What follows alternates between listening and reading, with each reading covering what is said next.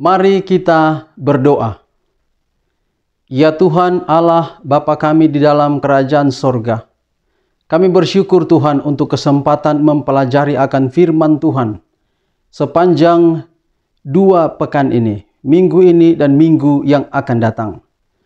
Dan kami mendengarkan pekabaran firman Tuhan dengan tema Wahyu Yesus Kristus untuk Papua. Kami mohon hikmat Tuhan, sebagaimana Engkau karuniakan kepada para penulis kitab Wahyu, para penulis Alkitab. Demikian pula Tuhan karuniakan kepada hamba-Mu dan kepada pendengar di mana saja berada. Inilah doa kami Tuhan, terpujilah nama-Mu. Di dalam nama anak-Mu Yesus Kristus kami persembahkan doa ini. Amin. Terimalah salam damai sejahtera dari Tuhan kita Yesus Kristus. Shalom. Sekali lagi, Shalom. Selamat malam dan jumpa kembali dalam KKR Net Gereja Masehi Advent hari ke-7 daerah Misi Papua dengan tema Wahyu Yesus Kristus untuk Papua pada malam yang ke-6. Perlu saya sampaikan kembali bahwa KKR Net ini adalah suatu sarana pembelajaran dan pendalaman Alkitab, dan kami lebih memfokuskan materi belajar di kitab Wahyu. Tetapi lebih dari itu, KKR Net ini menjadi sarana saudara lebih mengenal siapa Yesus Kristus itu, siapa anak domba Allah itu. Adalah merupakan suatu sukacita bagi kami, para hamba-hamba Tuhan, sepanjang 2 pekan ini atau 2 minggu ini, dapat membagikan roti hidup kepada saudara-saudara sekalian. Kami tahu bahwa dalam penyampaian pekabaran firman Tuhan masih banyak keterbatasan. Oleh sebab itu, doa kami agar Tuhan melalui kuasa Roh Kudus-Nya akan menyempurnakannya dalam kehidupan saudara sekalian. Saya ingin memberikan satu ilustrasi. Seorang nenek yang sudah sangat tua berkata kepada seorang pendeta sesaat setelah pendeta itu berkhotbah. Kata sang nenek, "Pendeta, saya bersyukur atas khotbah dari pendeta yang sangat menguatkan saya. Tapi masalahnya saya selalu lupa apa yang pendeta khotbahkan. Jadi saya merasa sangat sedih karena hal itu." Lalu pendeta dengan senyum sambil berkata, "Nek, jangan sedih. Kalau nenek akhirnya lupa apa yang pendeta khotbahkan." Begini Nek, sambil menepuk pundak sang nenek. Nenek itu, kata pendeta, nenek itu seperti keranjang. Dan firman Tuhan itu seperti air. Saat air diisi dalam keranjang, keranjang itu tidak akan pernah penuh dengan air, karena airnya keluar lagi. "Betul kan Nek?" tanya sang pendeta kepada nenek. Nenek mengangguk tanda benar. Lalu pendeta lanjut menjelaskan artinya. Nenek adalah keranjang itu. Walaupun nenek tidak dapat menampung air karena air keluar lagi, tetapi setidaknya keranjang itu bersih karena dialiri air. Demikian juga dengan nenek. Setiap kali mendengar firman Tuhan, nenek sering lupa. Tapi jangan sedih Nek. Setidaknya hati nenek selalu dibersihkan. Mungkin saudara-saudara hampir tidak ingat lagi pelajaran dari malam pertama hingga malam kelima tadi malam. Tapi setidaknya hati saudara-saudara telah dibersihkan oleh firman Tuhan. Baik, malam hari ini judul pekabaran firman Tuhan kita adalah panggilan pertobatan dalam Wahyu pasal 8 dan Wahyu pasal 9. Tema Wahyu pasal 8 dan 9 adalah meterai ke-7 dan 7 sangkakala. Dalam bahasa Inggris, The Seven Trumpets atau 7 trompet. Kitab Wahyu didominasi oleh penglihatan atau nubuatan dengan simbol angka 7.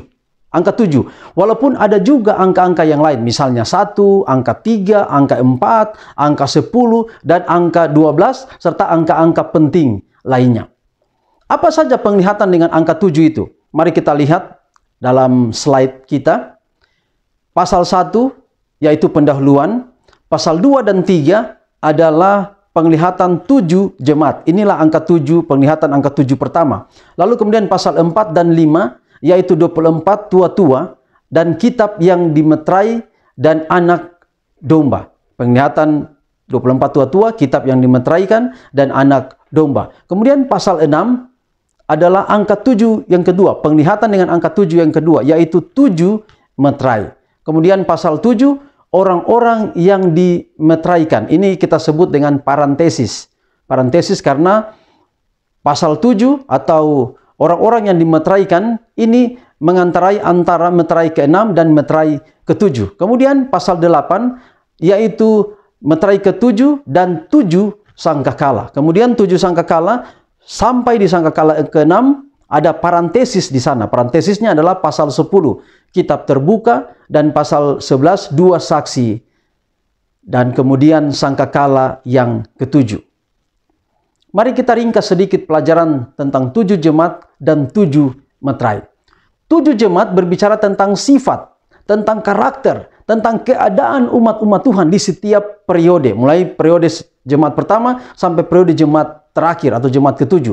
Periode di mana kita ada sekarang adalah periode jemaat terakhir. Dan nama jemaat terakhir ini adalah Laodikia. Jadi, ke-7 jemaat telah memenuhi nubuatan. Hanya jemaat ke-7 belum berakhir hingga Yesus datang nanti. Artinya kita sementara ada di periode jemaat yang terakhir. Jemaat yang ke-7 dan ini akan berlangsung sampai sebelum Yesus datang pada kali yang kedua. Yang berikutnya adalah 7 meterai. 7 meterai tidak dapat dibuka oleh siapapun kecuali anak domba Allah itu. Itu telah dibahas pasal 4 dan 5 oleh pendeta Daud Samanui. 7 meterai adalah tantangan atau permasalahan yang dihadapi oleh umat-umat Tuhan. Ini memang berat. Tetapi peristiwa-peristiwa ini terjadi agar kelihatan mana umat-umat Tuhan dan mana pengikut setan atau mana orang-orang jahat. Ada orang-orang yang berkedok agama tetapi sebenarnya adalah pengikut setan. Mereka merubah kebenaran dan menganiaya umat-umat Tuhan. Dan dengan jelas sudah disampaikan oleh hamba Tuhan pendeta Leroy Mapaliei. 7 meterai dan 7 sangkakala adalah sama-sama campur tangan Allah bagi umat manusia. Tetapi 7 meterai lebih fokus kepada umat-umat Tuhan. Sedangkan 7 sangkakala lebih fokus kepada orang-orang jahat. 7 meterai adalah meterai Allah yang diberikan bagi umat-umat Tuhan. Sedangkan 7 sangkakala adalah penghakiman Allah. Sekali lagi, kenapa 7 meterai itu disebut 7 meterai? Oleh karena 7 meterai itu juga dengan tujuan bahwa Tuhan memeteraikan umat-umatnya. Kita akan pelajari nanti di waktu yang akan datang bahwa Tuhan juga, selain Tuhan memeteraikan umat-umatnya, setan juga memberi tanda kepada umat-umatnya, kepada para pengikutnya. Itu yang kita sebut dengan tanda binatang. Meterai pertama hingga kelima sudah terjadi. Meterai 6 ada yang sudah terjadi, ada yang sementara terjadi, dan ada yang akan terjadi. Ini, jadi kita sekarang berada di meterai yang ke-6. Ada hal-hal di meterai ke-6 yang belum terjadi, yang nanti akan terjadi. Meterai ke-6 ini setara dengan Matius pasal 24, yaitu tanda-tanda kedatangan Yesus yang kedua kali. Ini juga sudah dibahas oleh pendeta Leroy Mapaliei. Masa-masa di depan kita sebelum meterai ke-7 terjadi adalah masa-masa yang sulit. Adalah masa-masa yang genting. Umat Tuhan dan bukan umat Tuhan sulit dibedakan. Maka saudara, perlu tanda, perlu pemeteraian. Dan kita sudah pelajari tadi malam oleh hamba Tuhan pendeta Frankie Ratulangi. Ini yang saya mau ingatkan. Jangan lupa saudara, saat Allah memeteraikan umat-umatnya, setan juga sementara memberi tanda pada para pengikutnya. Dan nama itu adalah tanda binatang. Kita akan bahas nanti di dalam Wahyu pasal 13 pada minggu yang akan datang. Untuk mengerti 7 sangkakala, maka pastikan kita sudah pahami 7 jemaat dan 7 meterai. 7 jemaat adalah karakter, sifat, keadaan umat Tuhan di setiap periode. Sedangkan 7 meterai adalah tantangan yang dihadapi oleh umat-umat Tuhan di setiap periode. Kalau kita ingat di meterai kelima, saudara, di meterai kelima, karena meterai pertama, kuda putih, ini adalah jemaat yang menang. Di sana ada kemenangan, karena penunggang kuda putih itu, dia memegang busur, bow dalam bahasa Inggris. Tidak ada anak panah di sana. Yang dia pegang adalah busur. Artinya ini bukan perang, karena tidak ada anak panah. Itu adalah tanda kemenangan. Bagi orang Israel ini sudah biasa. Seorang pemimpin perang, seorang raja yang pulang dari peperangan, kalau menunggangi kuda putih, di atas kepala ada mahkota, dengan menggunakan, memegang di tangannya busur, maka itu adalah tanda kemenangan. Jadi kuda putih, meterai pertama, kemenangan. Kemudian kuda kedua adalah kuda merah. Itu adalah lambang penganiayaan. Lalu kuda ketiga adalah kuda hitam. Ini adalah lambang kemurtadan. Hadirnya Konstantin, Kaisar Konstantin masuk Kristen, kemudian dia bawa kemurtadan ke dalam gereja. Ada berhala-berhala yang dimasukkan ke dalam gereja. Lalu kuda yang keempat adalah kuda hijau kuning. Tidak hijau, tidak kuning. Ini kita bisa sebut dengan kuda pucat. Ini adalah semakin kemurtadan itu semakin menjadi. Bahkan gereja mula-mula menyiksa atau menganiaya orang-orang yang masih setia kepada firman Tuhan. Lalu di meterai kelima berkata, di Wahyu pasal 6 ayat 10, berapa lamakah lagi ya penguasa yang kudus dan benar, engkau tidak menghakimi dan tidak membalaskan darah kami kepada mereka yang diam di bumi? Darah dari orang-orang yang dibunuh karena kebenaran, berteriak atau berseru-seru mohon pembalasan. Ini sama dengan darah Habel, adik Kain. Dalam Kejadian 4 ayat 10, darah adikmu itu berteriak kepadaku dari tanah. Artinya bahwa darah dari umat-umat Tuhan yang tertumpah pasti akan dibalas. Mungkin saudara-saudara ditekan karena pertahankan hari Sabat, atau karena pertahankan kebenaran-kebenaran yang lain. Tapi jangan takut.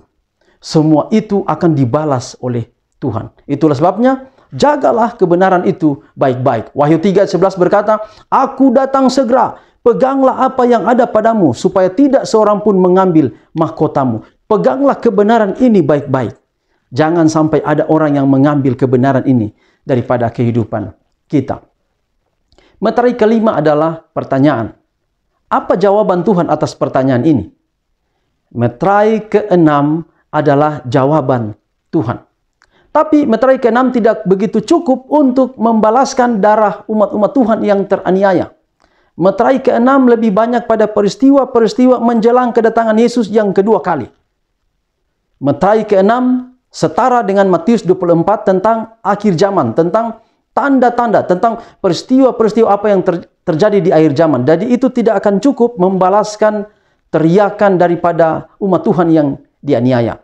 Orang Israel sangat mengerti dengan penggunaan atau peniupan sangkakala. Sangkakala tidak ditiup sembarangan, baik oleh peniup maupun cara meniup. Bunyinya berbeda berdasarkan event yang terjadi. Peniupan sangkakala bertujuan, saudara bisa lihat di slide, panggilan untuk berperang, kemudian pada upacara pelantikan raja, kemudian tanda untuk umat berkumpul, kemudian tanda upacara mulai dan berakhir, atau acara harian dimulai, upacara harian dimulai, upacara harian selesai di Ka'bah, dan kemudian tanda-tanda khusus lainnya. Ada banyak peristiwa bagi bangsa Israel di mana sangkakala dibunyikan. Dan tujuan dari peniupan sangkakala ini adalah menjadi satu pemberitahuan, juga menjadi satu peringatan, dan juga menjadi satu panggilan. Sedikit berbeda tujuan peniupan sangkakala dalam kitab Wahyu. Sangkakala dalam kitab Wahyu berarti Allah intervensi langsung. Jika gempa bumi terjadi, itu bukan sekedar peristiwa alam biasa, tetapi itu adalah reaksi Allah. Ada dua tujuan dari peniupan sangkakala. Pertama, peniupan sangkakala adalah amaran. Amaran penghukuman bagi setiap orang yang menganiaya orang-orang setia. Kepada orang setia, 7 sangkakala adalah respons Allah bahwa jangan takut. Orang yang menganiaya kamu akan kuhukum. Itu poin pertama. Poin kedua, kepada orang-orang jahat, 7 sangkakala adalah panggilan untuk bertobat. 7 sangkakala adalah kesempatan yang Allah berikan. Jadi tujuan 7 sangkakala adalah amaran, penghukuman, dan panggilan untuk bertobat. Jadi saudara, di sisi lain, sangkakala itu mengandung sesuatu yang positif, oleh karena 7 sangkakala ini adalah panggilan untuk pertobatan. Tadi saya sudah katakan bahwa 7 sangkakala terjadi bukan setelah 7 meterai, tetapi bersamaan. Meterai 1 sejajar dengan sangkakala 1, sama juga dengan jemaat yang pertama. Pasal 8 diawali dengan pembukaan meterai yang ke-7. Apa isi meterai ke-7? Ayat 1. Mari kita lihat di dalam Wahyu pasal 8, ayatnya yang pertama. Perikopnya adalah meterai yang ke-7. Dan ketika anak domba itu membuka meterai yang ke-7, maka sunyi senyaplah di sorga, kira-kira setengah jam lamanya. Saudara-saudaraku, kitab Wahyu ini adalah kitab yang ribut. Tapi inilah satu-satunya ayat dalam kitab Wahyu yang sunyi senyap. Bukan cuma sunyi, saudara. Sunyi senyap. Ada 2 simbol di ayat 1 ini. Yang pertama adalah sunyi senyap di surga. Dan yang kedua adalah sunyi senyap itu terjadi dalam kurun waktu 30 menit. Pertanyaannya adalah, apa artinya? Apa arti sunyi senyap? Apa arti setengah jam atau 30 menit? Kalimat sunyi senyap di sorga setara dengan berdiam dirilah di hadapan Tuhan. Habakuk 2 ayat 20. Biasanya ayat ini ada di gereja. Berdiam dirilah di hadapan Tuhan. Mengapa berdiam diri? Karena berada di hadapan Tuhan. Bangsa Israel ketika hari raya Grafirat, mereka harus berdiam diri. Mengapa, saudara? Karena imam besar sementara mengadakan upacara yang sangat sakral. Ini upacara inti. Apa yang disebut inti? Kenapa disebut sakral? Karena Allah akan hadir di tengah-tengah umatnya. Jadi kalau ada Allah hadir, umat sunyi. Umat harus berdiam diri. Jadi sunyi senyap atau berdiam diri adalah Allah menjadi objek perhatian. Yang kedua, keributan lawannya adalah sunyi senyap. Dan sunyi senyap akan terasa ketika keributan berhenti.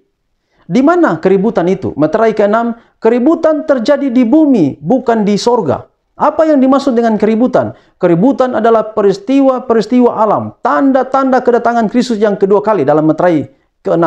Dan ketika keributan di bumi berhenti, maka bumi sunyi senyap. Tapi kenapa kitab Wahyu katakan surga yang sunyi senyap? Bukan bumi. Karena meterai ke-7 adalah waktunya surga mengambil alih kekuasaan atas bumi ini. Meterai ke-7 adalah kedatangan Kristus yang kedua kali. Ini untuk memisahkan lalang dari gandum. Orang benar diselamatkan dan orang jahat dibinasakan. Kalau berdasarkan angka nubuatan, maka setengah jam itu berarti 7 hari atau 1 minggu. Tapi meterai ke-7 belum dibuka. Apa yang terjadi di meterai 1 hingga ke-6 adalah bahwa umat-umat Allah menjadi perhatian khusus Allah. Sekali lagi, meterai ke-7 belum terjadi karena meterai ke-7 adalah kedatangan Kristus yang kedua kali. Sedangkan meterai pertama hingga meterai ke-6 adalah bahwa umat-umat Allah menjadi perhatian khusus Allah. Jangan takut. Selanjutnya mari kita lihat apa yang Allah buat terhadap orang-orang jahat. Maka kita harus berhenti di meterai ke-6. Kita harus balik ke jemaat pertama dan meterai pertama. Karena jemaat pertama, meterai pertama, dan sangkakala pertama sejajar. Terjadi bersamaan atau bersama-sama. Bedanya adalah meterai pertama untuk memeteraikan karakter atau sifat jemaat, sedangkan sangkakala untuk menghakimi. Sangkakala pertama, Wahyu 8 ayat 7. Lalu malaikat yang pertama meniup sangkakalanya dan terjadilah hujan es. dan api bercampur darah, dan semuanya itu dilemparkan ke bumi. Maka terbakarlah sepertiga dari bumi dan sepertiga dari pohon-pohon, dan hanguslah seluruh rumput-rumput hijau. Hujan es, api bercampur darah adalah alat penghukuman Allah untuk mereka yang melawan Allah dan umatnya. Sepertiga menegaskan bahwa tidak semua bagian bumi dibinasakan oleh Allah. Pohon-pohon dan rumput-rumput hijau adalah gambaran dari orang-orang Israel yang mengenal Allah tapi tidak berbuah. Jadi walaupun umat Allah tetapi tidak setia akan dibinasakan. Sangkakala pertama setara dengan meterai pertama. Meterai pertama simbolnya adalah kuda putih. Jemaat pemenang, tetapi yang tidak bertobat dibinasakan. Tahun 70 sesudah Kristus, waktu Yerusalem runtuh atau waktu Yerusalem jatuh, banyak dari antara orang-orang Israel itu sendiri yang binasa karena tidak mau menuruti Tuhan. Mari kita baca dalam Matius pasal 3 ayatnya yang ke-10. Matius pasal 3 ayat 10.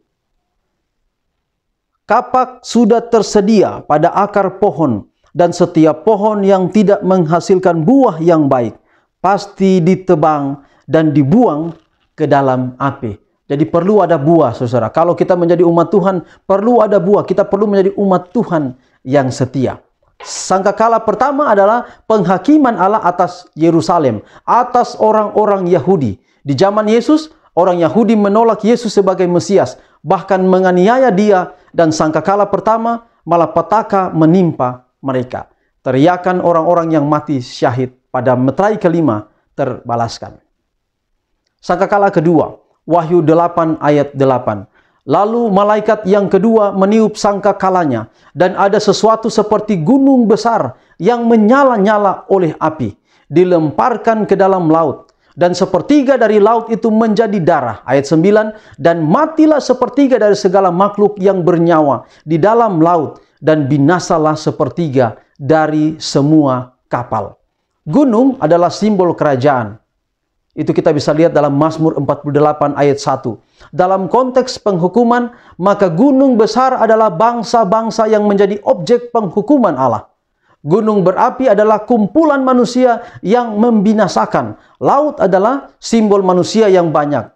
Dan kapal melambangkan kekayaan manusia itu. Sejarah mencatat, suku bangsa Jerman di bawah pimpinan Alaric yang dikenal dengan nama Goths pada tahun 378 sesudah Kristus mengalahkan tentara Roma, termasuk Kaisar Valens. Tahun 410 AD, Jerman membinasakan kekaisaran Roma. Tahun 455 AD, bangsa Vandals di bawah pimpinan Gaiseric menghancurkan Roma untuk kedua kalinya dan pernah menenggelamkan 1.100 kapal milik tentara Roma. Tahun 476 AD, riwayat kerajaan Roma berakhir. Sangkakala kedua ini setara dengan meterai kedua, kuda merah, lambang penganiayaan, di mana banyak umat-umat Allah yang mati syahid, tetapi bangsa Roma yang menganiaya itu pun turut dibinasakan. Sangkakala kedua adalah penghakiman atas kekaisaran Roma. Teriakan orang-orang yang mati syahid dalam meterai kelima terbalaskan. Sangkakala ketiga, Wahyu 8 ayat 10.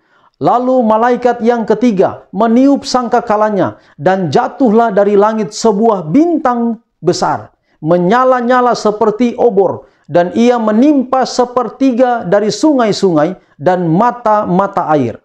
Ayat 11, nama bintang itu ialah Absintus, dan sepertiga dari semua air menjadi absintus, dan banyak orang mati karena air itu, sebab sudah menjadi pahit. Bintang melambangkan malaikat. Ayub 38 ayat 7. Bintang yang jatuh berarti malaikat yang jatuh atau malaikat yang memberontak melawan Allah. Absintus adalah jenis tanaman pahit yang biasanya dibuat jus untuk membuat racun. Dan ini adalah simbol dari Lucifer yang jatuh. Air adalah simbol dari kehidupan, yaitu Yesus Kristus yang diracuni oleh racun absintus. Setan telah mencemari kebenaran Kristus.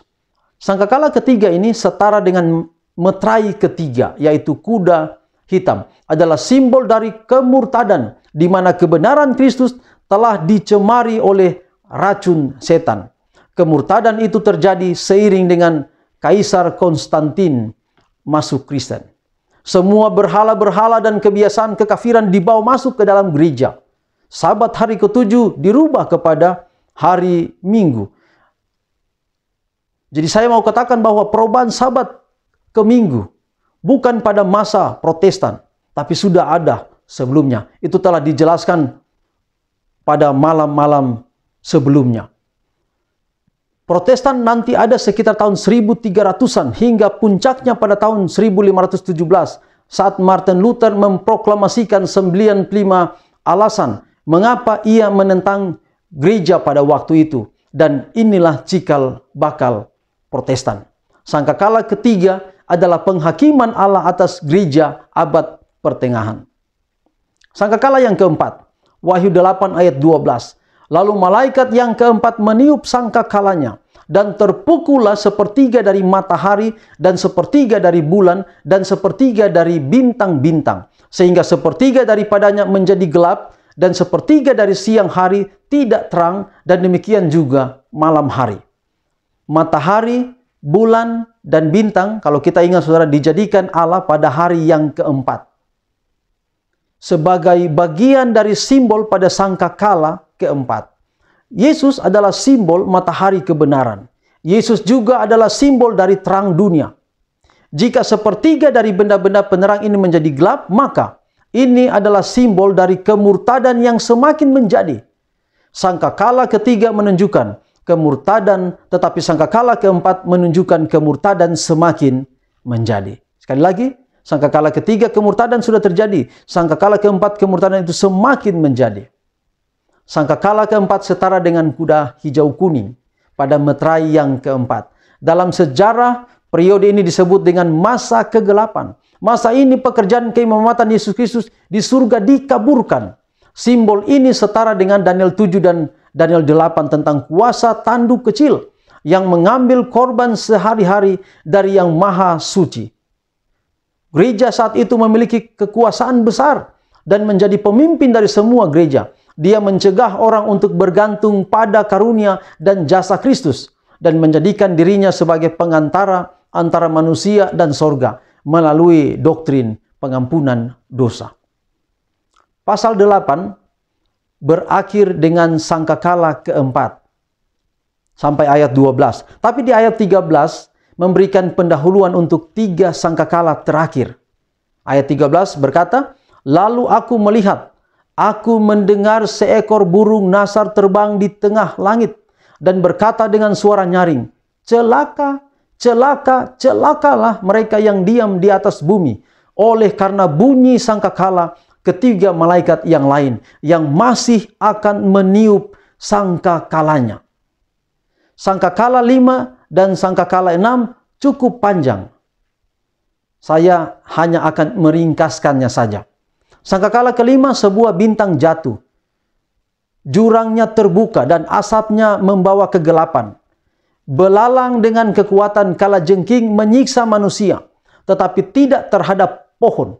Ini adalah penghakiman Allah atas ateisme dan sekularisme dengan munculnya kekuatan orang-orang Arab yang menyerang Konstantinopel pada tahun 674 AD hingga tahun 823 AD dan berkuasa kurang lebih 150 tahun atau dalam simbol nubuatan 5 bulan.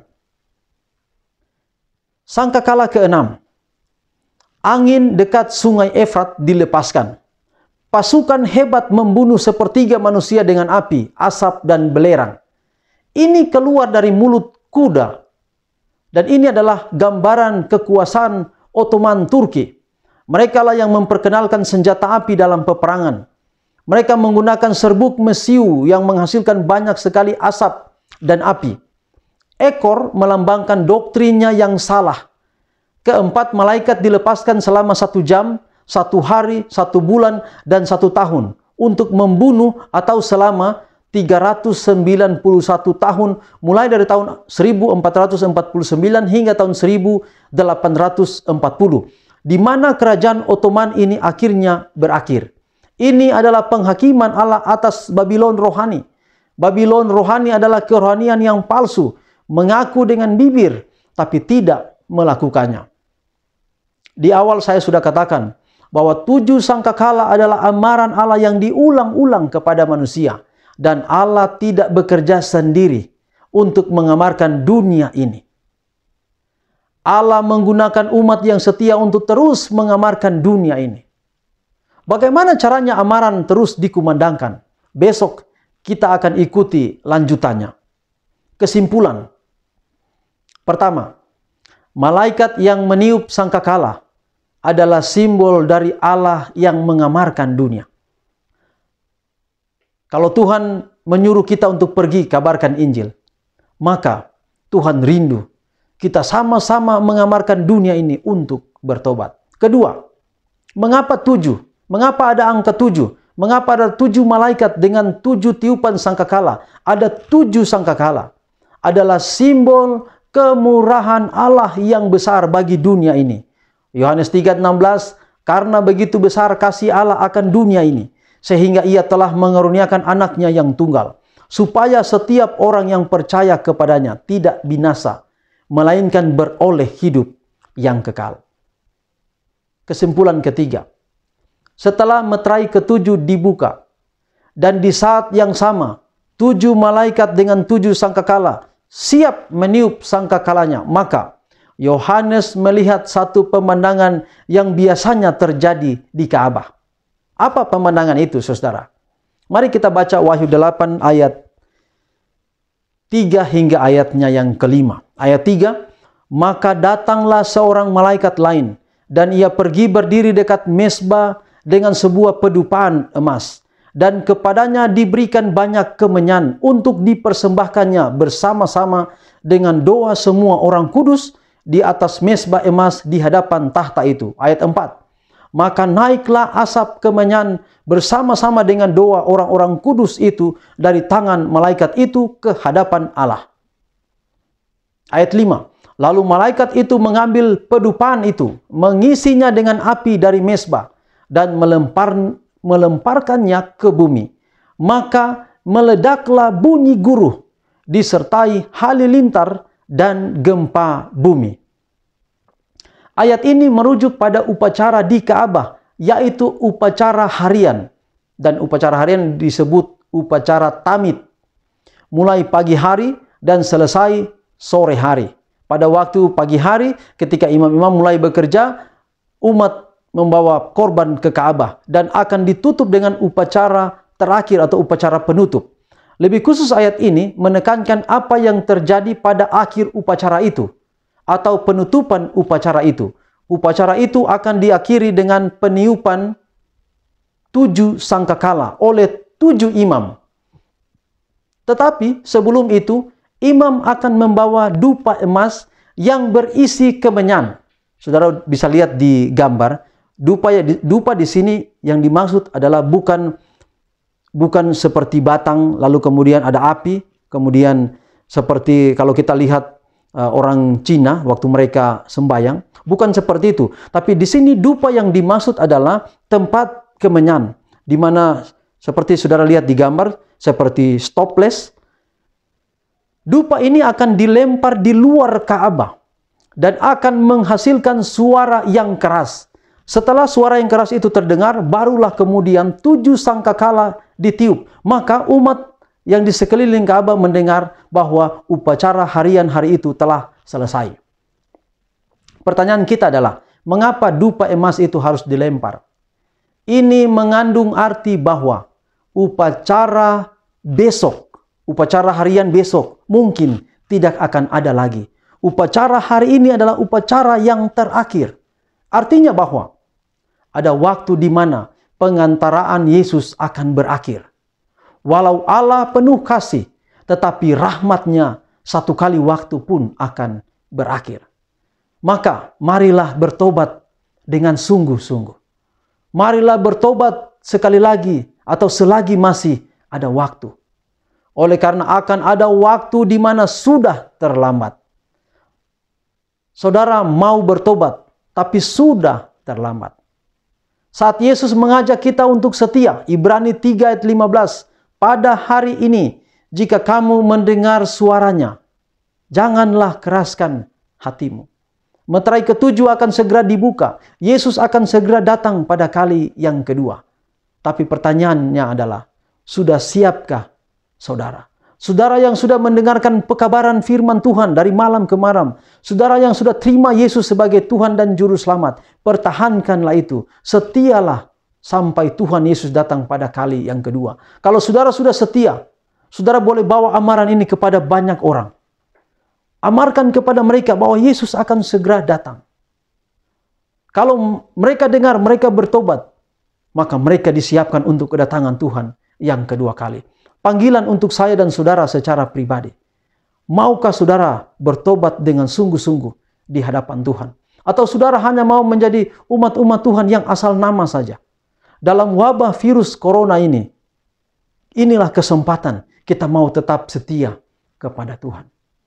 Jangan pernah kita bilang, oh masih akan ada banyak waktu. Waktu sudah sempit, waktu sudah sedikit. Sekaranglah waktunya ketika sangkakala Allah telah dibunyikan. Tanda kita harus bertobat.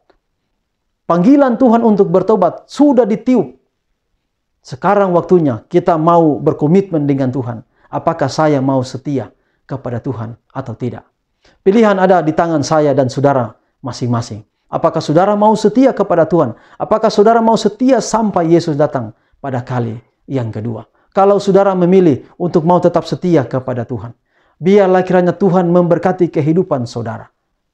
Biarlah saudara tetap setia kepada Tuhan sampai Tuhan datang pada kali yang kedua. Saya akan akhiri pekabaran malam hari ini. Saya rindu mendoakan saudara. Saudara jangan lupa juga doakan saya agar supaya saya tetap setia. Saudara tetap setia. Walaupun banyak masalah yang kita hadapi di dunia ini, kalau kita tetap setia, maka Tuhan datang pada kali kedua. Kita ada di dalam kerajaan. Mari kita tunduk kepala dan kita serahkan komitmen kita untuk hidup setia kepada Tuhan.